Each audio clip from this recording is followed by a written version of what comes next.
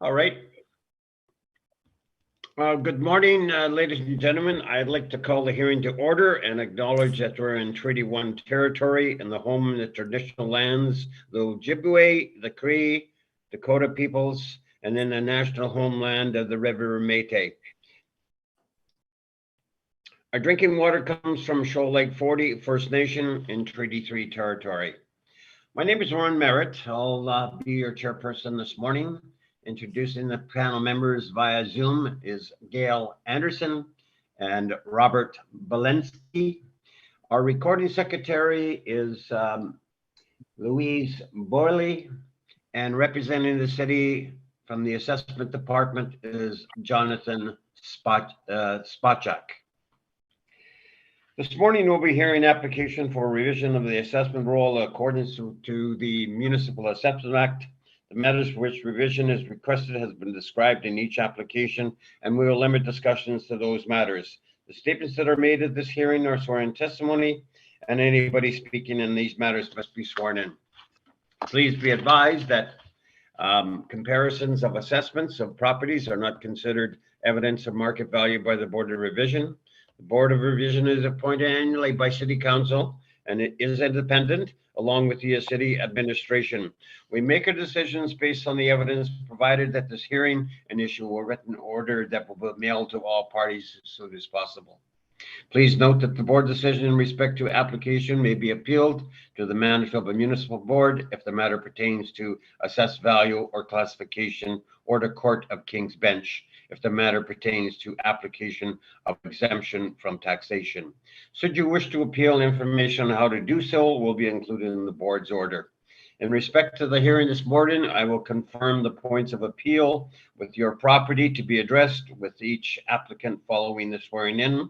It'll be then the assessor's testimony, followed by questions that the applicant may have, and then it'll be the applicant's testimony followed by questions.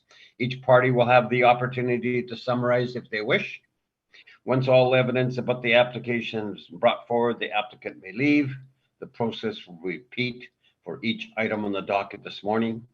The session will close after all applications have been heard, and the board will deliberate in private and make its decisions.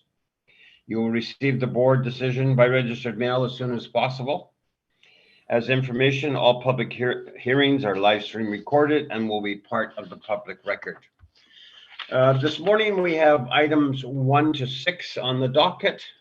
So Ms. Borley, can you affirm the assessor and swear in the applicant's testimony? Thank you. Mr. Assessor, please state your full name. Jonathan Spachak. Do you affirm that the evidence you are about to give at this hearing is the truth, the whole truth, and nothing but the truth? I do, yes. Thank you. Mr. Applicant, please state your full name. Marcelo Navarro. Do you affirm that the evidence you're about to give at this hearing is the truth, the whole truth, and nothing but the truth? I do. Thank you. All right, we're going to proceed with the first item on the docket, which is number 50 Center Street. Mr. Spachak, whenever you're ready, you can take us through this subject property. The floor is yours. Thank you very much, Mr. Chair. We are looking at file number 22-2392. This is roll number 0309299355, located at 50 Center Street. This is a 2023 value of $4,124,000. This is a gas station, a Red River Co-op that is located at the corner of Northtown and Kenniston, or Center Street in Northtown. You can see a picture at the top of page 2. You'll see today we have I believe 6 gas stations. So, pretty straightforward. I'll go through this one. And if you have any questions, let me know. But we have these gas stations usually have a retail portion you walk into, which is what I'll call the kiosk, or the retail portion of it. It's going to use the income approach to value that portion. And then a lot of these have a car wash as well. So we have a separate income stream, usually with a square footage for that car wash. That is with the income approach as well. And I will go over all those parameters to explain how we came to this total value. But when you add up the value of that kiosk, the value of the car wash, and then we'll also have an additional value added for all of the pumps and tanks and underground barrels. So there is a depreciated value to those assets as well added on after the income approach to the two main portions. So for example, the one we're looking at right now, this was a gas station that was built in 2016. So we have a newer gas station. And if we turn to my page 4, you'll see we have income stream for SKP. So this is the store kiosk with pumps. So this is our classification for a building that you walk into. Its main purpose is to sell gasoline at the gas station, but then it's also a little retail station as well, selling whatever else they buy when they go in. So this kiosk, for example, is 3,412 square feet. So when you walk into this portion of the Red River, that 3,412 square feet, it is valued at $41.86 a square foot. So that is what we believe it would lease at. If it was being leased on the open market, $41.86. If we look down, we have a vacancy loss at 2% for our kiosks. So very low at gas stations there. They're either occupied or not, but there's not too many just empty gas stations laying around. So when we review all the gas stations, we see that it should have a lower vacancy loss. So we're at 2% for this cycle. Expenses 3%. So all of our expenses this cycle for all income producing properties are across the board at 3%. We have a shortfall of $6 for that vacant space. And then we have an overall capitalization rate of 5.3% for the actual kiosk portion of this property. So when you get the total value of that is $2,553,000, and that's rounded up to $2,554,000. And then you'll see near the bottom, under that $2,553,000 is $1,198,000. So this is our additional building value. And what I mean by that is the pumps, barrels, kiosks, the portion you actually go up to and get your gas at, there is a value added on for that portion. So the total value, $3,752,000 is for the kiosk and the pumps. If we scroll down to my page 6, you'll see we have a vehicle car wash income stream. So all these properties have a car wash attached to them. This car wash is 2,422 square feet. We have a rent of that on that portion of the property at $10.72. So this is using our car wash parameters, which is a vacancy of 2% as well. Expenses is 3% as well. Shortfall is $6 as well. And then the overall capitalization rate is at 6.55% for these car washes. So again, that's just a run through of all of the portions that build up this property. And I just want to go up one page to page 5. In all of our briefs today, I have included a detached structure detail. So this is a printout when you run a cost on the property. So the cost approach, there is value to these pumps. And what I'm showing you is how we get that $1,198,000. So you'll see at the bottom that's highlighted. You'll see in this chart here, we have on the left-hand side, the first is description. This is describing what exactly is being valued. So the first one is the paving concrete. You'll notice we have 7,200 units in square feet with its units cost, its replacement cost new. And this one, because of its age, is being depreciated at 15%. But the important part here is if you look across to the right, our last column is notes. So it's either empty or it says income. So only the ones with income in it are being added to value. So the paving not being added to value, but our second row, fuel pumps, electronic, 3+ products. So that's 3 options of gas in those pumps. If you go across to the right, its replacement cost after depreciation is $553,000. So again, on the right-hand side, it says income. So this is just to show you what is being added to the income value. So when you add the ones up with income, their total value after depreciation is what's at the bottom there, total added to income. And above that is total replacement cost new of all the detached structures. So what we're looking at is just the ones that are being added to income. And that's how you get that total $1,198,000. If we were to add the paving, the fence, and the paving asphalt, that's how you get that total value of the 1.559. So if you have any questions on that, let me know. But again, it's going to be very similar for every subject today. That's what we've added for the detached structures.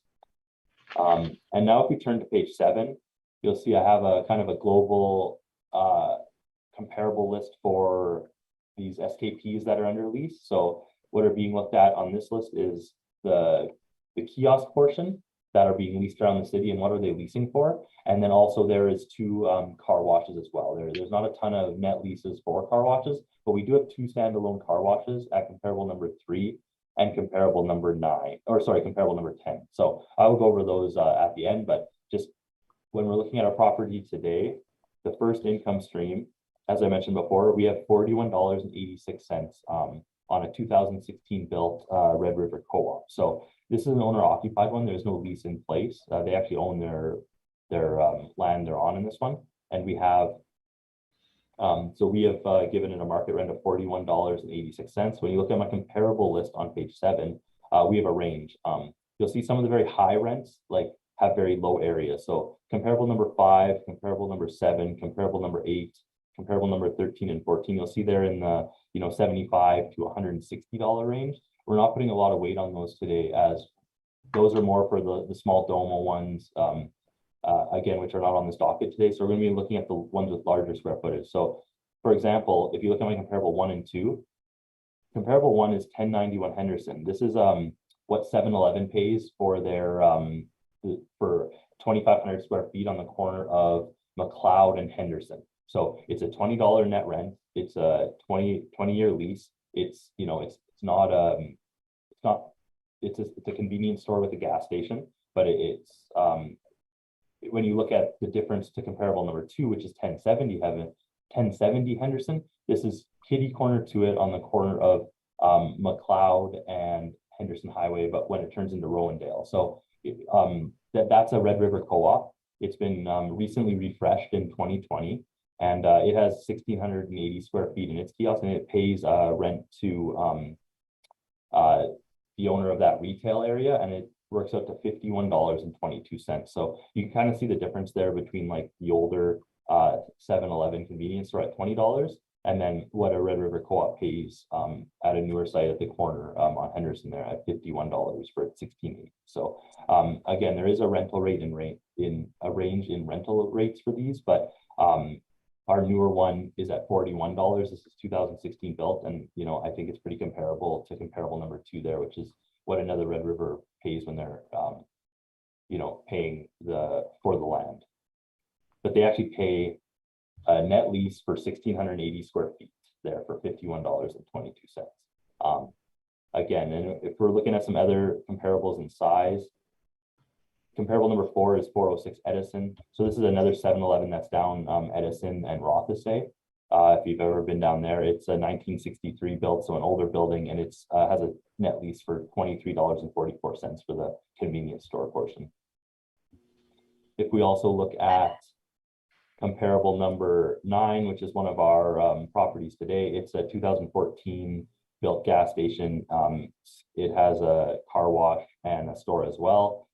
It was lease signed in 2013 for 3,625 square feet at $31.72.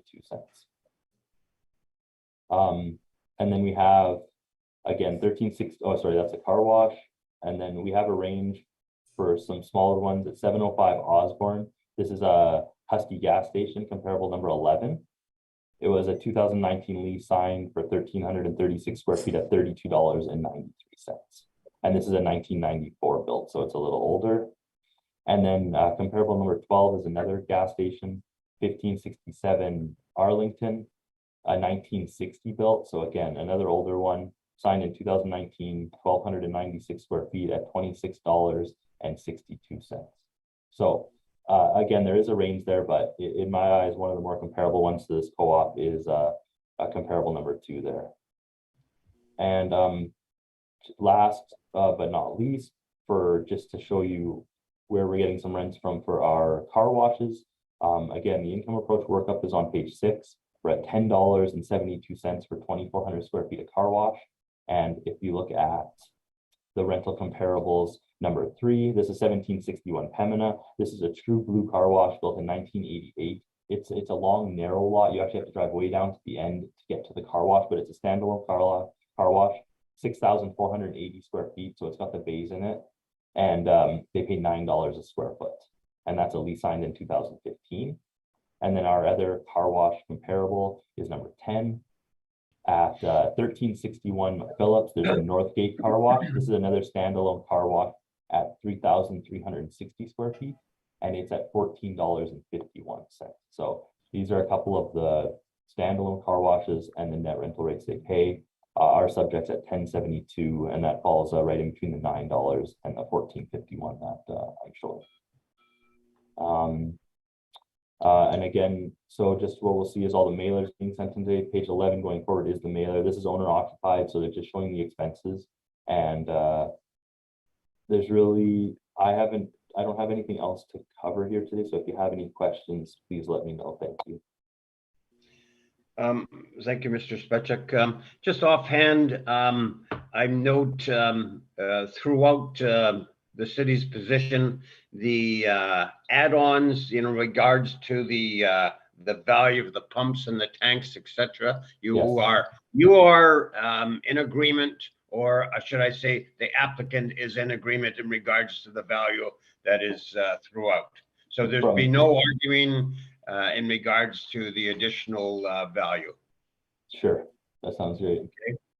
So, like I say, your position is the same as the applicant's position in regards to the add-on. So Perfect. I just wanted to state that for you, so you don't have to state that all the time. Sure. Navarro, the floor is yours in regards to questions of the assessor. Yes, Mr. Chair. So, Jonathan, the first question pertains to comparable number 2. That's 1070 Anderson. Yes. I'm wondering if you actually had a chance to look at the permit for this property. Like the most recent refresh they did? No, I did at some point, but not recently, no. Okay, well, I mean, can you confirm that it was actually for the construction of a new gas bar with pumps and canopy? Yeah. Sorry, if I just, when I said refresh, just rebuilt. Sorry if I was wrong. Yeah. So that would have actually required likely the removal of the existing tanks that were there. You're not going to keep old tanks with old pumps. Yeah. So you're replacing pumps, you're replacing the canopies, you're replacing the store. Yeah, rebuilt it. There would be some additional value to that would be put into everything in terms of the lease, I would expect, would you not? Yeah, I'm not sure of the details when that changed exactly, but yeah, okay. Absolutely. Okay, now in terms of your other comparables, I noticed that you have 690 Sterling Lion, and that is a newer gas bar with a gas station and quite a few pumps. And seeing that this property is a gas station with a car wash and C-store as well, would you not have taken that one as your kind of your benchmark, seeing that it is more similar to the subject, and also the rent being substantially lower, and that I assume includes the C-store, the car wash as well. So I've looked at that lease, and we have it, I believe, today also as a property. So we'll be able to look at that one a little bit more carefully. But that one is more comparable in terms of our subject. Would you not agree? I believe it is comparable. I believe there's absolutely, no, I'm not trying to say it's completely different. You know, it's off of Keniston. It's out of eyesight when you drive by. There are some, you know, differences, definitely. Okay. I don't think I need to change it right to what its net lease is, right. But it's definitely, I definitely think it's within range. I don't. And you would say that, for example, I mean, this is Sterling Lion, this is the Seasons of Tuxedo area. These are, you know, two of the big commercial hubs in Winnipeg right now at this point. The other being the one we're looking at, which is in the Bridgewater area, also being one of the newer, you know, happening areas, I guess you could call them. Would you not agree that the two, in that sense, compare very well? Yeah, no, I do think they're comparable. I just, like I said, I also think comparable number 2 on Henderson is, you have a corner of Kenniston and Northtown for our subject. It's in a great location. It's brand new. Okay, I don't think the 51 is unreasonable. I don't think the 31 is unreasonable, maybe on the low end, but I think there is a range there for these gas stations. okay, very good. The next question is, I thought Mr. Karnov or Arca would be here today, and I sent him some corrections on the leases. I don't suspect that he passed those on to you. No, I haven't seen any. Okay, thank you. Those are my questions. Thank you. I thank you. Ms. Anderson, questions? Yes, this is, as you know, this is owner occupied and was built in 2016. I'm wondering if you have a building permit on record. We definitely do. I didn't include one. I didn't include it, no. Okay, so you can't say what the value of the building permit was? I could tell you, just take me 1 second. I have a list here. I just Okay, didn't include it, so.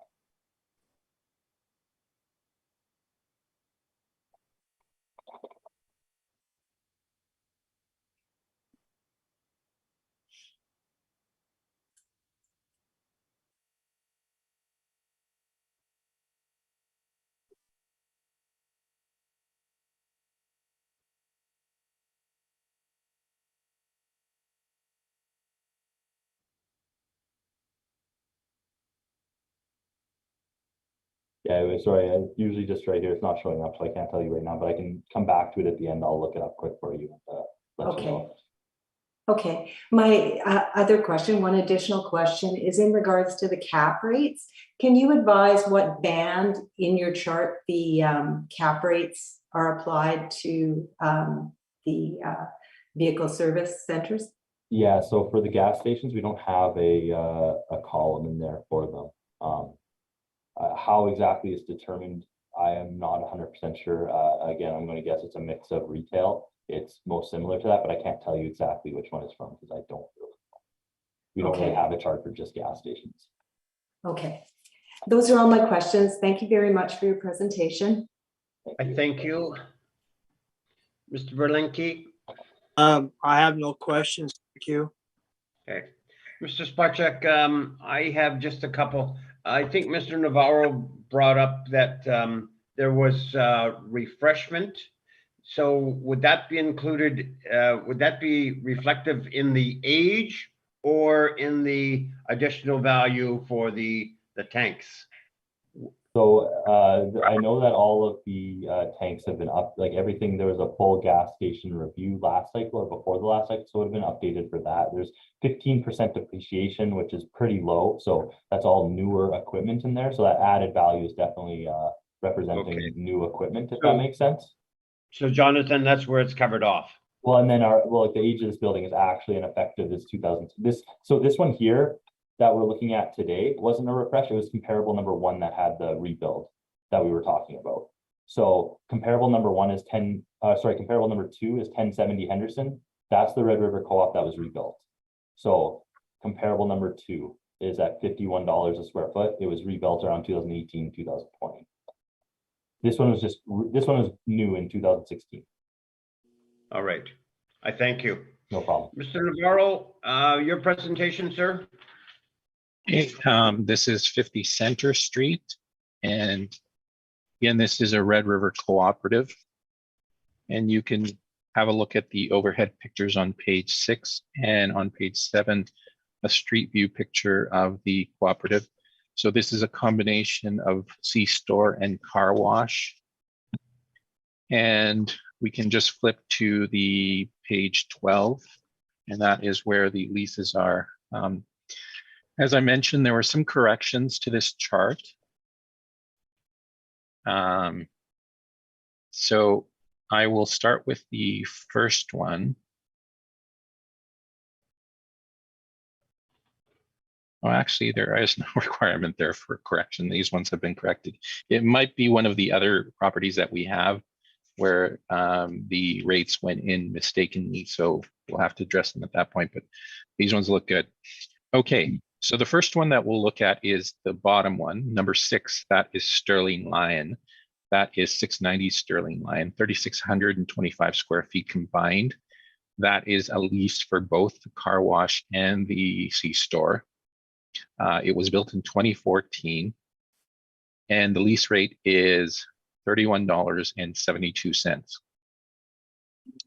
The next one is Sage Creek Boulevard. And the specific address is actually 50 Sage Creek Boulevard. Now that one was built in 2015. And that again is a combination C-store and car wash. That one is 3,644 square feet. And the lease rate on that one currently is $28.24. Now, the next one, which I think is probably an important one also, is number 3, which is McPhillips Street, 2004, 4,580 square feet combined. That is also C-store and car wash. That one is at a rate of $21.83 per square foot. Now, Lakewood there is a slight mistake on that one because that one should actually be 3,896 square feet.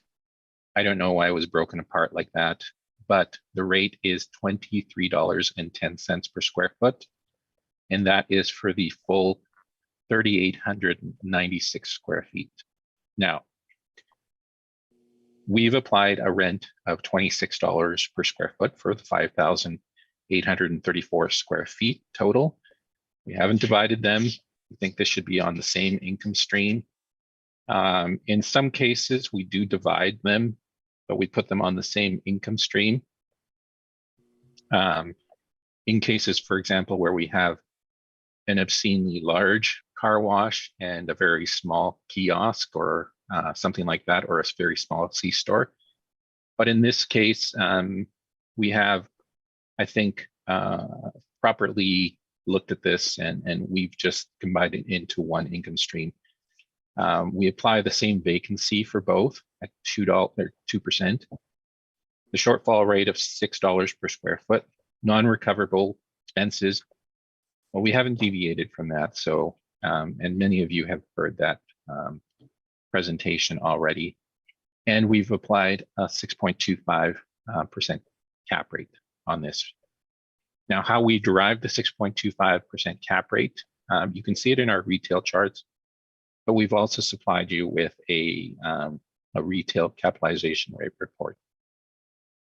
So this one is basically at the top quality for our retail classes. So you can see that the retail top quality starts at 6.25, 6.75 on the high end. And then you move into the standard and the lower quality retail. So we put this at the high end of our scale simply because, well, it's new, it's in a good location. So we're not denying that it's probably, on the better side. And that's why we've chosen the 6.25. Now, on page 15, you can see our workup, $26 per square foot, 2% vacancy. Expense allowances of $11,106 gives us a net operating income of $137,545, capitalization rate of 6.25. That gives us an income value of $2,200,715. Now, in terms of the adjustments, $1,198,000. We're not disputing that, and as Mr. Merritt asked Mr. Spacek, we're not in dispute of that until such time as something is resolved at the municipal board saying otherwise. So we are staying with the status quo and agreeing with the costs at this point. So we have a combined value of $3,398,715, or $3,399,000 rounded. In the appendix, we have just the income and expenses, really more so the expenses because this is owner occupied. And that is my presentation, and I'm open for questions. Thank you, sir. Mr. Spacek, questions of the applicant? I have no questions, and I just wanted to just clarify that point from before. I did look up the permits, the sheet I have, and this one, usually when they put a building permit through, they'll put a declared value like of this project, but on this one, it was just blank, so they did not declare a value when they did the new build, just so you know. Okay, thank you.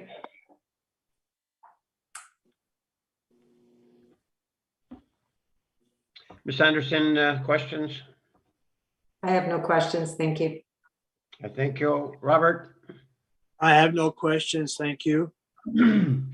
Just you're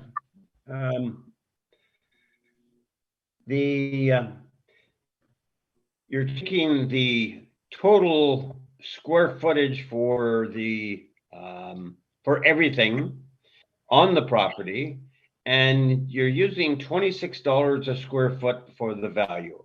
So tell me how you get the $26 a square foot for value. Well, if you look at Sage Creek, that one is at 2824. That is 3644. Sterling Lion is 3625, 3172 per square foot.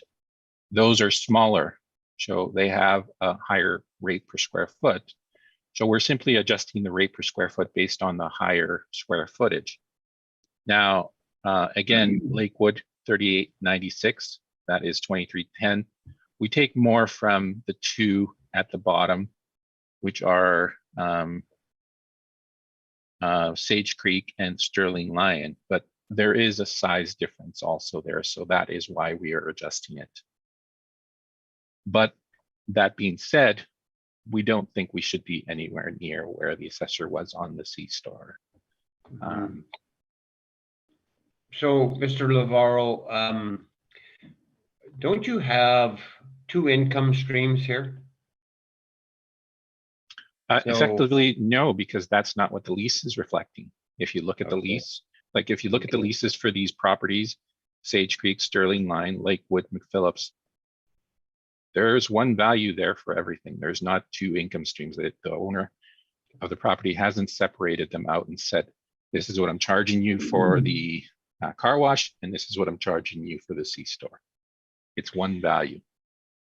Have any properties like this sold recently? Anything?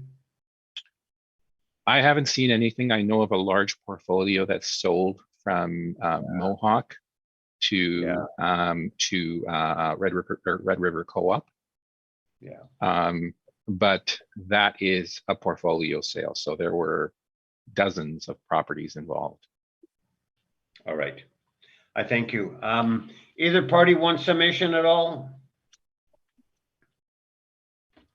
I'm fine, thank you, Mr. Chair. I'm good, thank you. All right. Let's go on to the next property, which is 690 Sterling Lion Parkway. Mr. Spychuk, the floor is yours. Thank you. Just get the right one here.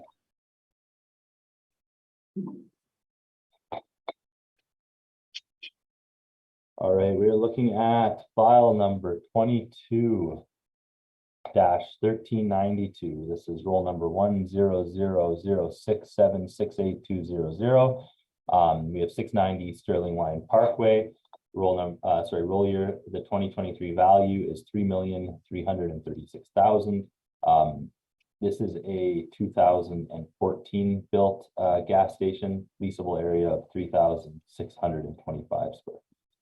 If we look at on page 2, you'll notice where this is located at Sterling Line Parkway, just in front of the IKEA, and again off of Kenniston to the west. If we look at the bottom of page 2, you'll see a picture of the Shell gas station and car wash. And again, if we scroll to page 4, you will see this kiosk is valued at, so we have 2,250 square feet at $59.20 a square foot. Standard parameters down there for the kiosk, as I went over before. Capitalized value of $2,453,000 for that kiosk. Added additional building value of $568,000 for that total value of $3,021,000 for the kiosk and pumps. And if we scroll down to page 6, we have a car wash, 1,375 square feet at $15.31. Overall capitalization rate, we're using the same parameters in the cap rate 6.3 for $315,000 for the car wash. Again, page 7 using the same comparables, and this one is actually comparable to mine, as there is a lease in place on this one for $31.72. If we scroll down, I've just included the mailer on this one. And again, there is a lot because it's a large thing, but on page, I'm sure you'll, let me just find the right page here. Should have highlighted it.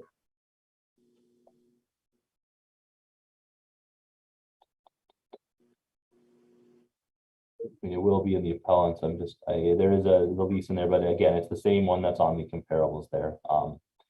The comparable 690 Sterling line paying a lease of $31.72. So again, nothing new. Since I went over everything in detail in the first one, the next will flow most likely like this. If you have any questions, please let me know. Thank you.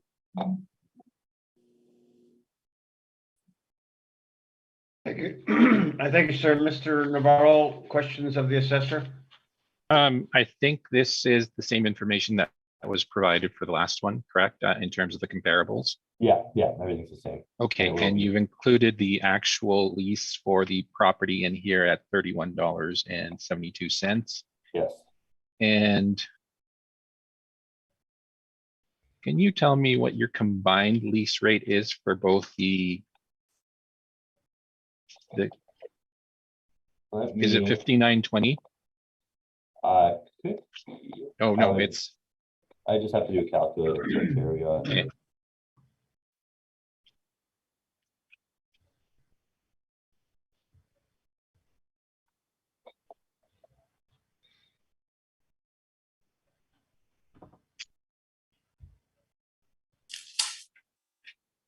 I'm gonna say 42.55. Does that make sense? Let's see. 3,600 square feet, total gross. 42.55. Is that what you got?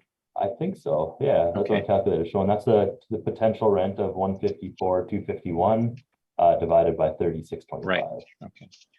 So in that case, the model adjusted the rental rate overall by $10 per square foot over the actual, correct? Correct. Okay. Those are my questions. Thank you. I thank you. Ms. Anderson? My question relates to the cap rates applied to the two different areas. Can you just advise why the cap rate for car washes is so much higher than for the kiosk and the store? Yeah, absolutely. Great question. The theory and the thought is that these car washes are standalone, especially the net leases we're using are just standalone car washes. People go to get their car washed, but it's a lot less, like these buildings are older, lawn stations, they have different, maintenance. You're maintaining differently than the smaller kiosk, which is a smaller retail. They're different types of buildings, and the cap rate trying to reflect that difference in building use, building size, and maintenance. So Okay, so additional risk with them? yeah, like it's just the information we have on car washes, those standalones are, they're usually older, most of them. Like you get obviously in some new ones, but like with the new gas stations and the car washes being built new, but a lot of the standalone car washes are older. Okay. Thank you. Those are all my questions. I thank you. Robert? I would just like to ask a question about the rent rate of $59.20. Explain to me again, how was that derived as being that value? Yeah, it's again, from where we have that low, it's based on other rental comparables we bring in general for smaller kiosks, and then based on the age, size, and location, that's the modeled rent that is being popped out for this one. So the exact details, like I can't tell you exactly why, because I don't have that information, but when I know that from just what I've said, that's why that rental rate is coming out. Okay, so looking at your comparables, I'm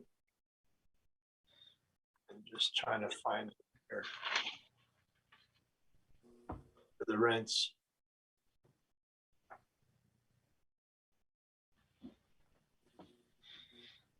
So you're looking at, which one were you placing weight on for this 5920? Well, I'd say the most comparable that I have on my list. Let me just get to that page here. So similar to the last one, newer built. You know, my comparable number 2, 1070 Henderson. That's at $51 for 1680 square feet. It's a Red River Co-op. You know, pretty similar, but that's the closest one I have. Okay, well, that's fine. Good. Thank you. I thank you. I have no questions. Mr. Navarro, your presentation. Okay, so this is 6090 Sterling Line Parkway. And you can see the overhead picture of the property there on page 6 and an overhead picture on page 6 at the bottom. And also a street view picture on page 7. So in terms of the property description, you will find that on page 8. And again, this property was built in 2014. In terms of the property, it's not really divisible. You can't parse this up into a car wash and a C-store. They're all part and parcel of the same property. So again, that is also one of the reasoning for having one income stream. Now, in terms of the comparables, this is the one where the chart got screwed up. So I will go over these leases briefly, and it's just the two bottom ones, the Sterling Line and the Sage Creek. So Sterling Line, as the assessor's evidence also shows, is actually $31.72. And Sage Creek is $28.24. Now, the size for Sterling Line is 3625. For Sage Creek, it's 3644. Now, in this case, we've put the actual lease rate in there. And again, this one is smaller than the last one of $31.75. I just like rounding to quarter points, if you know. So that is the reason why it's not 31.72, but so it's 31.75 that I've used. That gives us an income of 115,094, 2% on the vacancy, and 6%, $6 on the shortfall, 7% on the non-recoverables, and 6.25 on the capitalization rate, just as I did with the other one. Now, one other thing that I would note is that the rent for this one is, again, slightly higher than the previous example. It's $36.25, so there is that space differential. But also you'd note that this is within that Seasons of Tuxedo, the south side of it. So you're paying slight premium to be in there. Whereas the co-op is essentially a standalone. So you do have the added benefit of being in that commercial area, that large commercial area that brings in business. And, you know, if you ever go to this gas station, I've been there many times, it's always popping. So I don't think they have a lack of business there. And that's why we also assign the best retail cap rate for it. So you can see our valuation on page 15. Again, $31.75 for the rent, 2% for vacancy, 6% for $6 shortfall. The management, and that is a mistake. There should be a 5% there.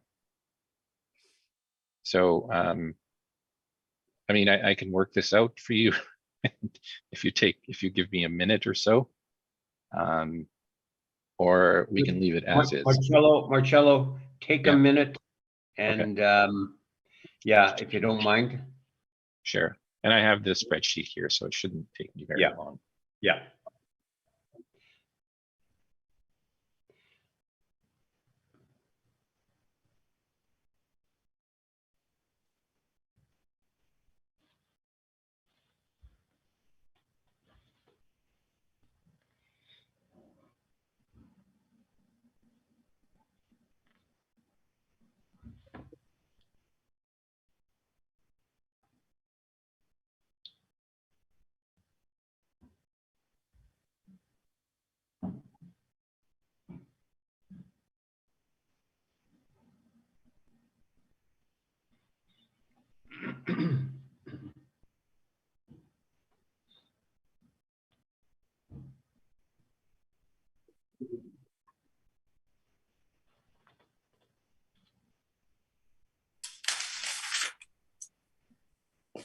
Okay, I have it. Okay, so I will go through the valuation from the beginning, so everybody is on the same page. So $31.75 for the rent. That gives us an annual income of $115,094. 2% for vacancy. That is $2,302 that we take out, and that gives us an effective market of $112,792. Now, shortfall is $435. The management or the non-recoverable is $5,640, and other is $2,256 for a total of $8,330 for expense allowances. That gives us a net operating income of $104,461, capitalization rate of 6.25, and adjustments of $568,000. That gives us a total value. Sorry, I lost my train of thought there. The net operating income was $104,461. Capitalization rate is 6.25. The income value of the C-store and car wash is $1,671,383. The adjustments are $568,000. So the total value is $2,239,383. That would be rounded to $2,239,000.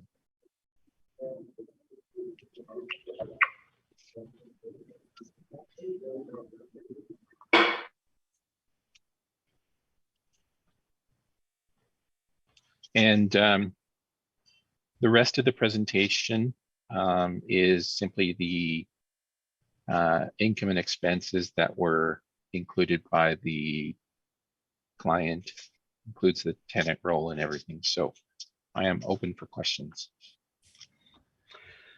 Thank you, sir. Mr. Sparchak, questions of the applicant? I have no questions. Thank you very much. All right, I thank you. Ms. Anderson? Thank you. I'm sorry, I just need you to repeat the adjusted NOI again. Am I correct in 104,461? 6.1, correct. Okay. And go ahead. 6.25 cap rate, and we've also added the adjustments, which are the cost elements of the canopies, pumps, and the tanks of $568,000. Yeah, there's no disagreement on the valuation of those pieces, right? No, in fact, we've actually, I regularly look at Marshall Swift also, and I have no issues with those costs. Okay, and the 6.25% cap rate, you believe that that's appropriate to apply to both areas of the business? So this is, I think, where the argument lies, right? Is the city is separating this property as effectively as it were two distinct properties within one, giving it two income streams, it is a functioning gas station with a car wash. The rent reflects one cost. And in terms of the risk, well, you're not gonna pay a cap rate for one portion of the property and one cap rate for another portion of the property. It's going to be one cap rate no matter what. And, you know, even in terms of the valuation, there are different ways of valuing these types of properties. There's calculating the business value of the property. And that's probably where the real value is in these properties, not so much so the real estate. But we are trying to value the real estate, the fee simple interest in that real estate. Now, I don't see how you can separate those out between into two different income streams and rationalize two different approaches for it. It's one gas station. Some gas stations come with only the C-store, some come with car washes, but it's all part and parcel of the same property. So I see the assessor's point in terms of how they come up with that conclusion, but they're taking from standalone car washes, okay? And they're taking from standalone kiosks or C-stores to come and mix this value in essentially into a hybrid. But yet the evidence is showing us that that's not how these property owners look at these properties. They look at them as one property, they apply one rent to it. So I guess you have to make that decision as to who's right and who's wrong. We think that the rent reflects the rent for the C-store and the car wash. We know it does because that is what's written into the lease. And the assessor has a different take on it. Respectfully, I disagree with it, but I think we should be looking at this as one property, not two separate properties. And again, you can always kind of rationalize this by thinking, can we split this actually up into one property or two different properties? And you can't. It's different than, for example, say an office building with a parking lot where there's two income streams and one coming from a parking lot, one coming from the office tenancies. Yes, potentially you could sell off that parking lot so you can rationalize two income streams. And there's many such cases of multiple income streams, but this is all within the one little property, and I don't see how you can do it. So that's my opinion. Okay. Thank you very much. I appreciate your presentation. Thank you. Thank you. I thank Those you. are all my questions, Mr. Chair. Thank you. Mr. Belinsky. I have no questions. Thank you. So just to cap things off, Mr. Navarro, the difference between your presentation and the city's is 1.1 million. Well, yes. And as I said to Ms. Anderson, there's a big disconnect here. Obviously, one being the rent and the other one being the capitalization rates. So, I mean, I've put down my case as to how I've rationalized the capitalization rate for this property as one income stream. It is one property. It's all part and parcel of the same property. So I've given it the best capitalization rate that we do. It is in what you would call a regional mall center. And that is exactly the type of scenario that we've given it in terms of the cap rate, 6.25. But so it's a huge difference. But again, I'm of the opinion that the city has it wrong. And I think with gas stations, I think the methodology and the way that they've tried to hybrid this approach is just wrong. I thank you, sir. Summation, either party? No, I don't No, have. thank you. No? Okay. Let's go to the next property, which is 320 Osborne Street. Mr. Spacek, whenever you're ready, you can take us through this property. Thank you, Mr. Chair. We are looking at file number 22-1270. This is roll number 1202-136-1000. We are looking at 320 Osborne Street. So this is our first standalone car wash. We have a 2023 value of $1,125,000. This is built in 2000 and it has a leasable area of 8,767. If you look on page 2, it is a owner occupied car wash. You can see at the bottom of page 2 where it is located and how it looks from the street view. Again, this is located south of Courtney and Pembina at the Confusion Corner there. If we turn to page 4, the income workup for this property is 8,767 square feet at $10.25. 2% vacancy loss, 3% expenses, $6 shortfall, and a 7.5% cap rate. So again, as you'll see today, the car wash, we saw a car wash cap rates in the 6%, and then a standalone built 2000, it's up to 7.5. So again, trying to represent that standalone car wash. There's not a ton of information on these, but I have provided on page 5 2 standalone car washes. Comparable 3 again is the True Blue car wash at $9, and then comparable number 10 is 1361, the Northgate car wash. Again, the closest in size is the Pembina one at $9, and then a smaller standalone one at 3,375 is at $14.51. We're at $10.25. So again, right within that range. And it's owner occupied. So there's just some expense information, but again, no rent being paid on the property. So, you know, leaning to the small market of standalone car washes. If you have any questions, please let me know. Thank you. I thank you, Mr. Navarro. I don't have any questions, Mr. Merritt. I thank you. Ms. Anderson, I have no questions. Thank you. I thank you. Robert? I have no questions. Thank you. Just offhand, Jonathan, didn't Northgate Car Wash sell at one point or not? You'd have to tell me right now. I don't have that in front of me. I don't know. Okay. All right.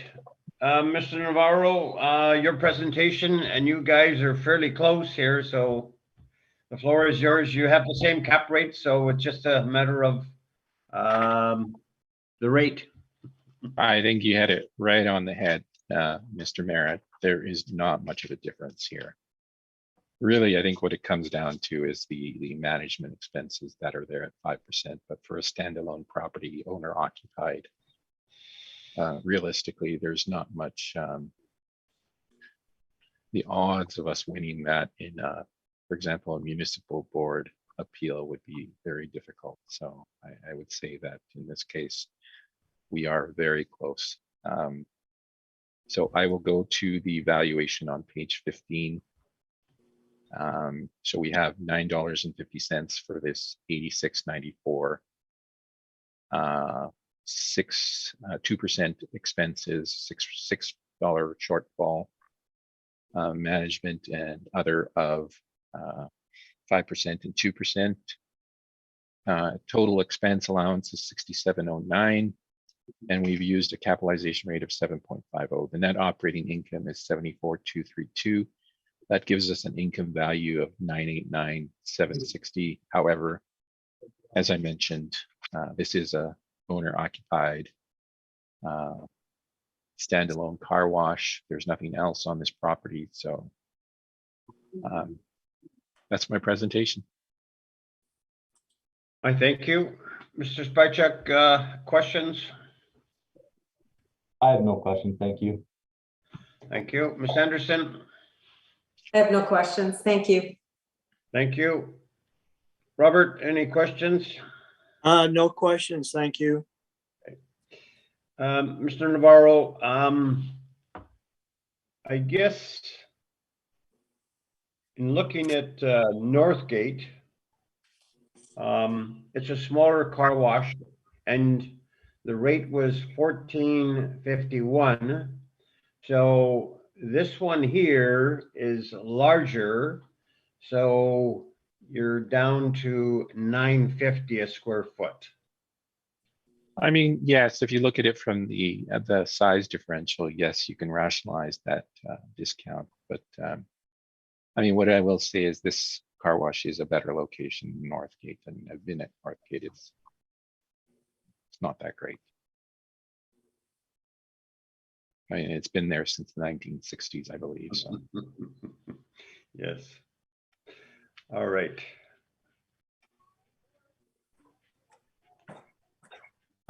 Summation, either party? No, thank you. no, I don't. Thank you. How are we doing for time? Do you want a little break or anything? Anybody? I could run to the washroom quick, just 5 minutes would be great for me. Let's take 10 minutes then, okay? All right, Yes, thank So you. we'll reconvene at 10:11, okay? Thank you. All right. We'll call a hearing back to order. And the next property we're going to deal with is 345 Osborne Street. Mr. Spachuk, whenever you're ready, you can take us through this property. Thank you very much, Mr. Chair. We're looking at file number 22-2467, roll number 1201293840. The address is 345 Osborne Street. We have a 2023 value of $2,405,000. Again, this is a Red River Co-op built in 2004. We have a leasable area of 3,600. Again, this is a kiosk with car wash. If you look at page 2 and 3, you'll see some pictures included. Again, we're on South Osborne here, right across from Malvey Avenue. And if you look at page 2, you can see the setup of the gas station. And then on page 3, you can see where the car wash is at the back of the building. If we turn to page 5, this one is valued. The car wash is 1,843 square feet at $11.58 with our standard car wash parameters and a 6.6% cap rate. And then we have our kiosk portion is page 6. We have 1,810 square feet, so we're getting to a smaller size of kiosk at $46.37. So $46.37 with our standard gas station parameters. We're at the $1,545,000 for the kiosk portion. And then 556,000 added for pumps, and so total value of that portion is 2,101,000. When we add all this together, we are looking at our total $2,405,000. Again, use page 8, reading the exact same comparables, and if we look at the end, it's on page 12 forward is the mailer that they sent in, but again, it's owner occupied by the gas station, and they just have expenses being shown. So if you have any questions, please let me know. Thank you.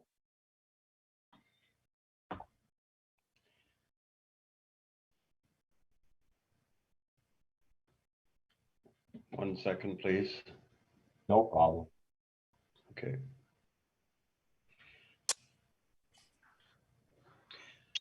I thank you. Mr. Navarro, questions of the assessor?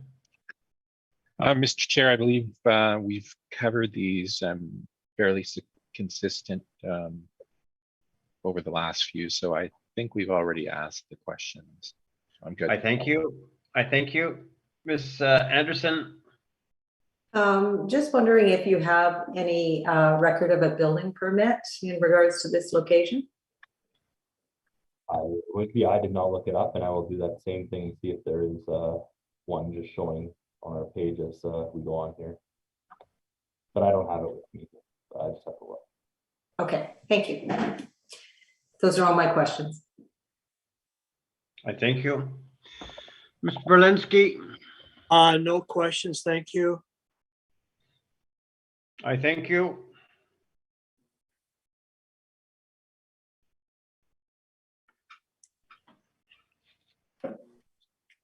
I have none. Mr. Navarro, the floor is yours.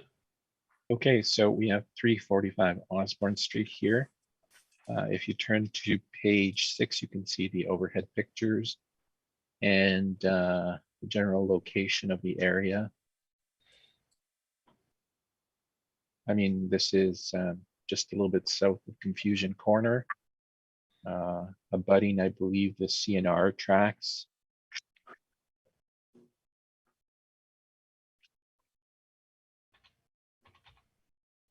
And on page 12, you can see our lease comparables, same type of thing as the previous one.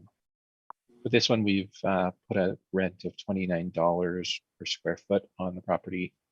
That gives us a market income annual of 105,937.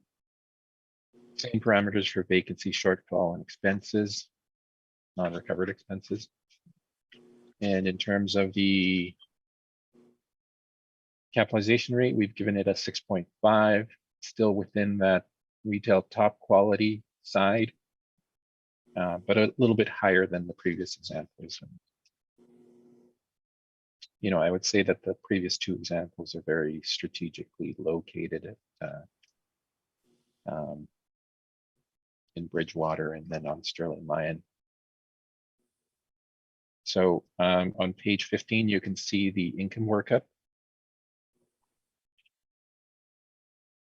And we get a net operating income of 96,113, capitalization rate of 6.50. It's an income value of 1,478,656. So the indicated market value is 2,034,656, or 2,035,000.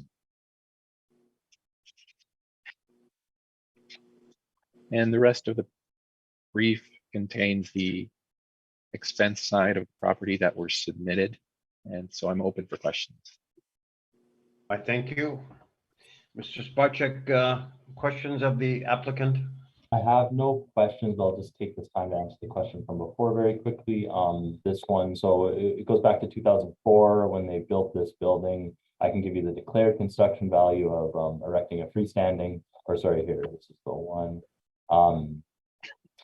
Construct a one-story, 1,785 square foot grocery store, gas bar, and car wash for Red River Co-op, and then the declared construction value May 1st, 2004 construction day was $1,221,000. And then there was another permit for $60,000 to install 4 underground gas tanks, and then $5,000 declared value to install a freestanding sign. So again, I don't know the accuracy of those declared values or anything like that, but that's what was put in on the permit in 2004. Thank you. No problem. Thank you.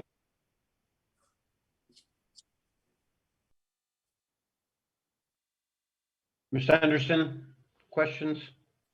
I have no questions. Thank you. Thank you. Robert? I have no questions. Thank you. Okay. Summary, either party?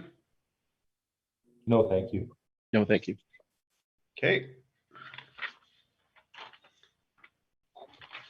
Let's go on to 165 Henlow Bay. Mr. Spacek, whenever you're ready. Thank you very much. A lot going on here. Yeah, we're switching gears here, surprising myself now, but we're at file number 22-1474. We're looking at 165 Henlow Bay. This is owned by the Pembina Trail School Division. We have a 2023 value of $3,109,000. So this is, you see on the corner of Henlow Bay where it hits Fultz Boulevard. Again, this is just, this is kind of south east of Skirfield and Kenniston, to give you an idea of where this is in that industrial area. But we have a, again, so let me just see this picture here. We have a building that has 16,540 leasable area. If we turn into page 4, we have the income approach for this. So it's labeled as a storage warehouse. We have 10,640 square feet at $10.19. The storage warehouses traditionally get a 3.5% vacancy loss, 3% expenses, $3.85 short, $3.85 shortfall for that vacant space, and then an overall capitalization rate of 5.75%. So that's where you get the 1,740,000. And then you'll notice there is a little 7,000 additional building value. So there is a smaller building on the lot, and you'll notice that's where that $7,000 come from. So underneath, I just put that detached structure detail. You see it's a little storage shed is the description, 1,920 square feet, $13.28 a square foot. So its replacement cost is $25,495. It's depreciated 73% due to age, so it's adding $7,000. And then our second income stream is the office portion of this building. If you turn to page 5, there is 5,900 square feet of office space. It's at a model rent of $15.84. We have a 6% vacancy loss, 3% expenses, $8 shortfall for the office space, and a 6.05% capitalization rate. This is a total value of $1,362,000. So if any of that needs to come together, if you look at page 10, we have a full income value summary of the two streams. So the total value works out to between the two streams of $3,109,000.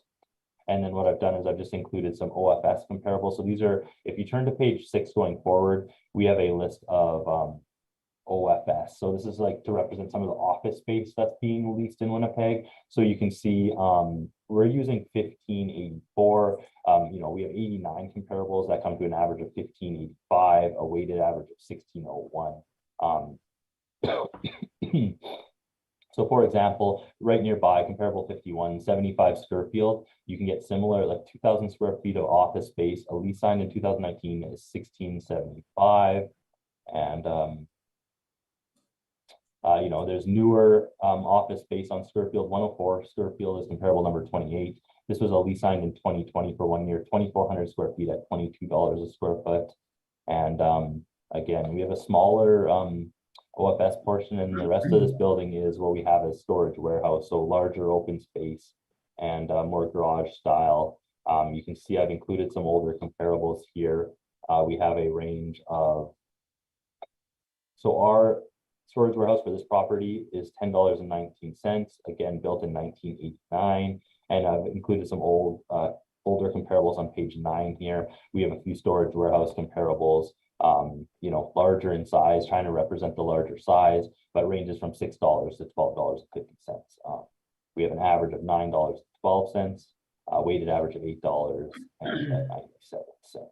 So this property itself has sent in their COVID questionnaire, but nothing was major out of line. They just had a moderate impact due to miscellaneous cleaning and supplies on page 17. And then they've just sent in, it's a consolidated statement of financial position. So it's not super informative on, rental numbers, what we're looking at here. But again, using all of our model driven rents and information, that's how we get the total value of $3,109,000. If you have any questions, that is my presentation. Thank you. I thank you. Is there any split on here at all? Nope. Class code 60? It's just 60. That's it. Okay. Mr. Navarro, questions?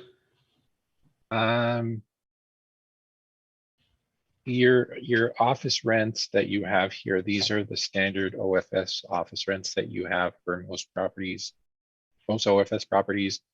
I've seen these before, so this is just that grouping of total office, suburban office rents, correct? Yeah, just 89 suburban office rents. Right. And would you agree that most of these office rents are not in industrial zones? I would agree. Okay. Those are my questions, Mr. Chair. I thank you. Ms. Anderson? I have no questions. Thank you. Thank you. Robert, any questions? I have no questions. Thank you. Okay, Mr. Sparchuk, just a couple questions. This property was taken to the municipal board, and is it sitting at the King's Bench right now? Great Do you know? question. I do not know. Don't know. Okay. I'll ask the applicant. Okay. I have no further questions. Mr. Navarro, before you start, can you maybe answer that question? Yes, I can actually ask you to turn to page 6. Or sorry, not page 6, page 9. So I believe there actually was class code and liability on this one, but you're right that it pertains to that King's Bench application that's sitting there. So we still don't have the final result. We kind of know, but we're still waiting. We have to wait a little while longer. So who, just offhand, I assume the applicants took it to the appeal? Not the yes, city. not the Okay. city. It was the applicants, correct? Okay. And was it your company? Yes, Okay. And that's where it sits right now? that is correct. Yeah, okay. So the floor is yours. Okay, so we have 165 Henlow. You can see a picture of the property. It is a combination of VSG and office. So we have split up the income in this case between OFS and VSG. Although we could have easily just given one value because this is essentially a large industrial warehouse. So we're going through this split here. You can start. We can start on page 14. Actually, not page 14. Yes, page 14. So the OFS, we're putting a $12 rent on it, and that is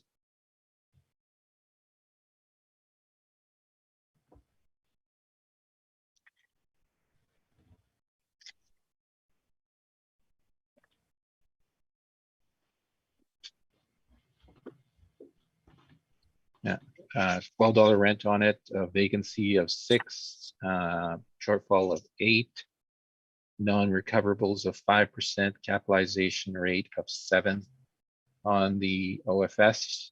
On page 16, you can see the workup, and the income value is $843,734.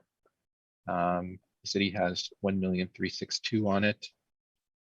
VSG, we've used these rents to justify our VSG value of $12.52 for 10,640 square feet. And you can see our capitalization rate of 7%. On page 18, on page 19, you have the workup. And again, we have a net operating income of 120,133, capitalization rate of 7. And on page 20, you have the combined income stream with a combined net operating income of 179,195, 7% cap rate, 2,559,924 with adjustments of $10,000, 2,569,924 or 2,570. And the rest of the presentation is the income expenses submitted by the applicant.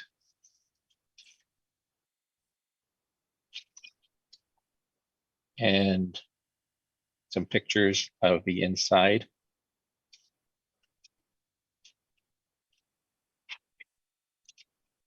And that is my presentation.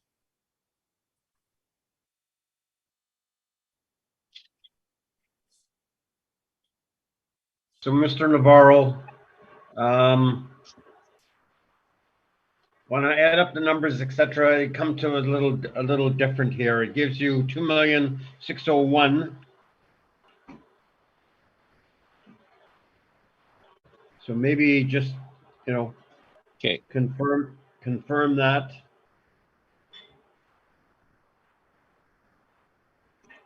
For the 5,900 square feet, I get a value of 844,000, correct? Sorry, for which one? For the 5,900 square feet, I get a value of 844,000. Rounded, yes. Yeah, okay. And then for the larger, the 10,640 square feet, I get a value including the shed, 1,757,000. I get 1,757,000. You're right. There Okay. was an error in the spreadsheet there. Okay, just it's a minor, but Yeah. but also you had put here that institutional exempt. I'm sorry. Yes, so that is part of the Court of Queen's Bench issue. So we did have a classification and liability issue to begin with. So actually the burden of proof should have been on me rather than Mr. Spacek. Yeah, okay, well, we didn't really deal with that. Yeah. But because it's before the municipal board, The courts, yeah. yes. So we'll deal with that with the panel, if that's okay with you. That is fine with me. I'm just going to give you a final value just because there was that. Yeah, Okay, so I get 2,601,000. yeah, okay. Okay. Mr. Spacek? I have no questions, thank you. Okay. Ms. Anderson? My question is in regards to the cap rate that you've applied of 7%. Right. Just in that regard, can you advise why you're requesting an adjusted cap rate of 7%? Okay, so I think this would have been much easier for all of us had I done this on a single income stream. I don't think there was a need to really split this up because this is effectively an industrial building with office areas, which a lot of industrial buildings have. So I think it would have been easier for us just to rationalize this property a little bit easier had I done that. I broke it apart. In the end, it really comes to the same thing because we're putting in the same parameters on it and the same cap rate. So, so how do we get to that 7% capitalization rate? Well, this is an industrial zoned area. And if you recall, I asked the assessor whether the office rents in his sample were representative of office rents in industrial zones. And, clearly they're not. Most of those offices come from areas where you see office space, office buildings in suburban areas. So first of all, the zoning, which is M1, the fact that you are in what is effectively an industrial zone, that lends it more to being an industrial type of property rather than a retail property. So we don't think it's a bad building. It's in the B class where most industrial buildings in Winnipeg sit.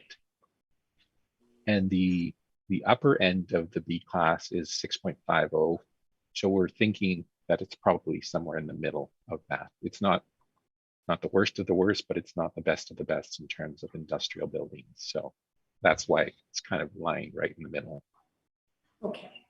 Okay, thank you for that. Thank you for your presentation. Those are all my questions, Mr. Chair. Yeah. I thank you. Robert, any questions? I have no questions, thank you. Well, Mr. Navarro, thank you. Mr. Navarro, you're almost there anyways. I think the only difference was, I think about 52 cents per square foot. Yeah, I'm kind of shaking myself at this point as to why I split this thing up, because it is effectively one large industrial building with office space in it, which is like what I said, most industrial buildings have some office space in them. So. All right. Summary, either party? Well, thank you, Mr. Chair. No, thank you. Okay. We'll go to the last one, which is 3425 Roslyn Boulevard. This is another a co-op. So Mr. Spychuk, whenever you're ready. There we go. Thank you. File number 22-1225, roll number 0100929200. So we're now at 3425 Roslyn Boulevard.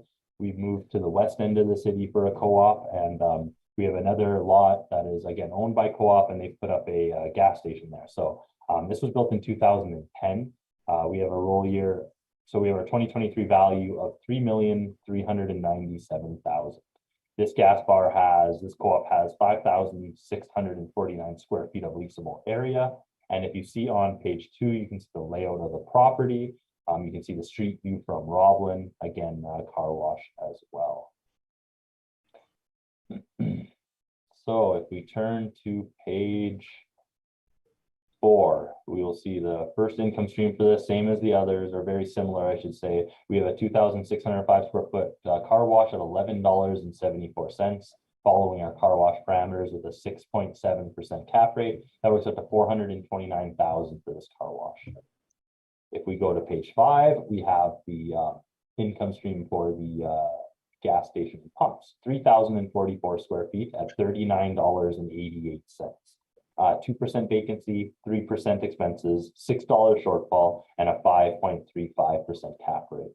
So in theme with our others, we have a total capitalization value of $2,150,000 with $818,000 for the additional income for the pumps, for the total value of $2,967,000 for this income stream. If we turn to page 8 for a summary, you will see we have a total value of $3,397,000 across the 2 streams. And again, nothing new on this one. If you turn to page 11, they filled out the mailer, owner occupied. We just have some expense information, so nothing on rents. But again, we're not going off the beaten path here. So that is my presentation. Thank you very much. Thank you, Mr. Navarro. No questions, Mr. Chair. I thank you, Ms. Anderson. I'm just wondering with this one as well, if you, it was built in 2010. I see there was a sale December 2008, $4 million. Wondering if there's a building permit on file for. Yeah, I will do that same look. Thank you. I should have done that ahead of time. Yeah, and I believe the sale 2008, I believe off memory, and maybe the appellant can correct me if I'm wrong, there was a hotel here torn down and then they rebuilt. So it was kind of a land sale originally with that building on it, and then it was torn down after. And I will come back with that if there is a declared value for the construction. Okay, thank you. I thank you. Mr. Berlinski. I have no question. Thank you.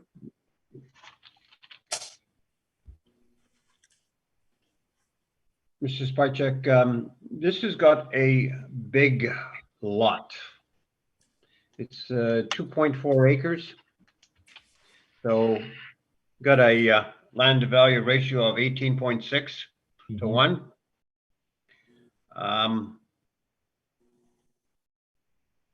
You had mentioned that, would this be the old, I can't remember the name, but the hotel that was torn down?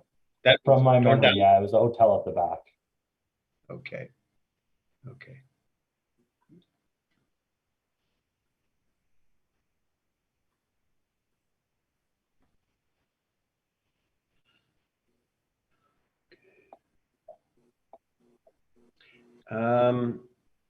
Mr. Navarro, your presentation. Okay, so we are at 3425 Roblin Boulevard. You can see the pictures on page 6 and 7, the overhead pictures. The name of the hotel escapes me too, but I do remember it as well. Was maybe the Charleswood? The Charlie? Is that the Charlie, as it was known? I think so. Yeah. I think so. Yeah. We're dating ourselves. Yeah. Out of my league. All right, okay. There is on page 12 the standard income workup starting with the rent. So we've given it a rent of $26 per square foot. We have the rent comparables there that we've discussed in the previous appeals. 2% vacancy allowance, 6% or $6 shortfall, 7% non-recoverables, and a cap rate of 6.50. We have a net operating income of 133,183, cap rate of 6.50, and adjustments of 818,000. Indicated market value is 2,867,000 rounded. On the issue of the capitalization rate, 6.50 is between 6.25 and 7.5, which is the retail top quality. I do understand Mr. Merritt's comments, and looking at the overhead picture, there is some excess land there probably, or sorry, not excess land, what I would deem as surplus land. So the distinction has to be made between the two. So excess land is divisible. So you can parse it from the original and create two lots or many lots, depending on what type of property you have. But you have to have proper access and egress for it. And in this case, there wouldn't be that proper access and egress. The land is at the back side. It is what we deem surplus land, so we give it no added value. However, having that much land, I wouldn't be very upset if there was an adjustment on the capitalization rate. But I couldn't support any excess land value because it's not excess land, it's surplus land. And the remainder of the submission is just the expenses that were submitted by the owner. And so I'm ready I'm open for questions now. Thank you, sir. Mr. Spacek? Yeah, I have no questions, and just regarding the permit value, there is no declared value. So again, on this one, didn't have a specific declared value when they built the new gas bar. Okay. Thank you.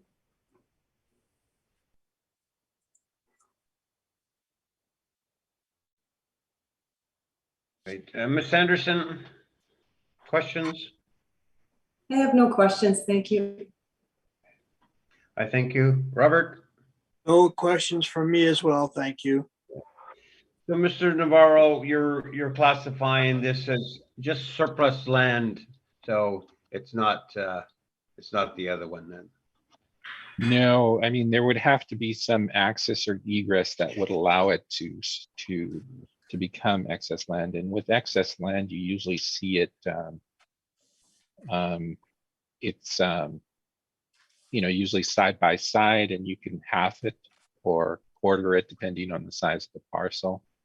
But this one is front to back, so the surplus is at the back side, meaning that if there was somehow the ability to carve up this parcel, you would have to grant access through some type of easement.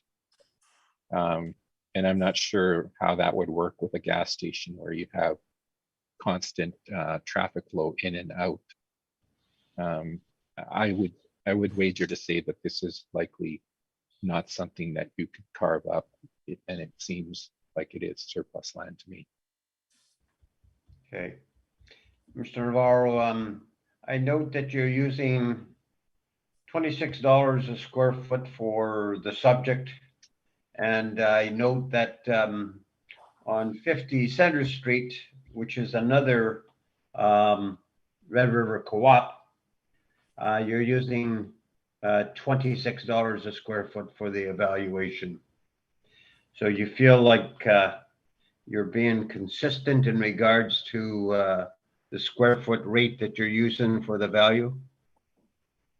No, it just happened to fall on 26. I'm looking at this specific this specific property and coming up with a value. The fact that it coincides with the other one is not really something I thought about. All right. I thank you. Summary, either party? Nope. No, thank you, Mr. Chair. Thank you. Mr. Navarro, thank you for your presentations and Thank you. results very soon. And hopefully your ankle is a lot better. You'll be walking around. Yes. Yes. So thank you very kindly. Goodbye and have a good evening. Thank you. Mr. Spacek, thank you for your presentations. And we have heard all the items scheduled and this hearing is now adjourned. Thank you all. Thank Have a you, good day, everyone. Goodbye. Have a good You day. too. Bye. Bye. Bye-bye. We'll wait till they shut down everything and then we will discuss everything.